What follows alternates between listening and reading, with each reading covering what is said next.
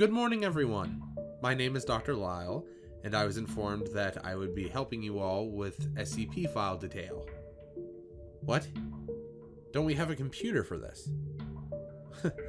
Well, we used to have a computer for this, but after the last containment breach, it suffered significant damage, and the expenses to get a new one would be just horrendous for the Foundation. So we've been left to do some of the grunt work. I know, the last thing anybody wants to be doing on Valentine's Day is going over SCP file details. But the higher-ups want us to do it, so here we are. But don't worry, I think the file that I picked out today might catch your attention a little bit. Alright, let us begin. SCP-031. Codename, What is Love? Object Class, Safe.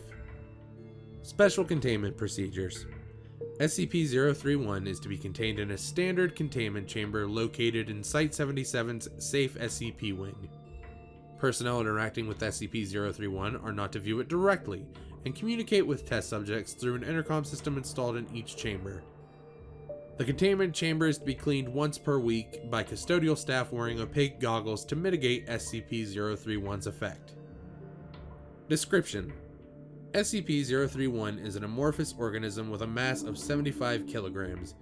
SCP-031 is able to move at a pace of 3 kilometers per hour and leaves a trail of oil when it moves. It is only capable of rudimentary physical movement. Testing of recovered tissue samples has shown that SCP-031 is at least partially composed of human muscle and epidermal tissue. Subjects directly perceiving SCP-031 will see it as an individual the subject knew and had romantic attraction to at some point in their past. When made aware that it is being observed, SCP-031 will claim to be this person, and that they have been left destitute by some event in their past.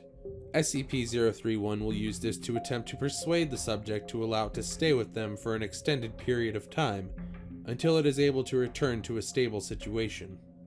This effect applies to all persons who view SCP-031, and research has not determined an upper limit to the number of persons who can be affected by SCP-031 at the same time. After inspecting the residence, SCP-031 may attempt to start a romantic relationship with the subject, and if successful, it will begin living in their home. Several cases have been documented where SCP-031 began to actively affect more than one subject at a time, eventually having a nest containing at least 18 different hotel rooms containing subjects with some form of relation to SCP-031. SCP-031 was recovered following contradictory police records taken after a riot, and multiple subjects reported wildly contradictory views about SCP-031's appearance, and initial civilian units were also affected. However, wide distribution of amnesiacs and inhaled tranquilizers pacified all affected subjects, and MTF-PSI-7 was able to recover SCP-031 from the condemned hotel it had taken residence in. As of November 16, 1958, SCP-031 has been classified as safe. Addendum: research has determined that aromantic subjects will not be affected by SCP-031. However, all of these subjects will report SCP-031 as being a small plump humanoid figure with specific features being obscured by dark smoke emanating around the entity in the shape of SCP-031's body. Further testing is required to explain this phenomenon.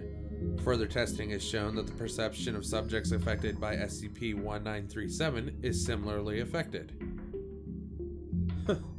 That's a little off-putting. I mean, a giant blob of flesh that can impersonate an old flame from your past? I'd be a little worried about these things too.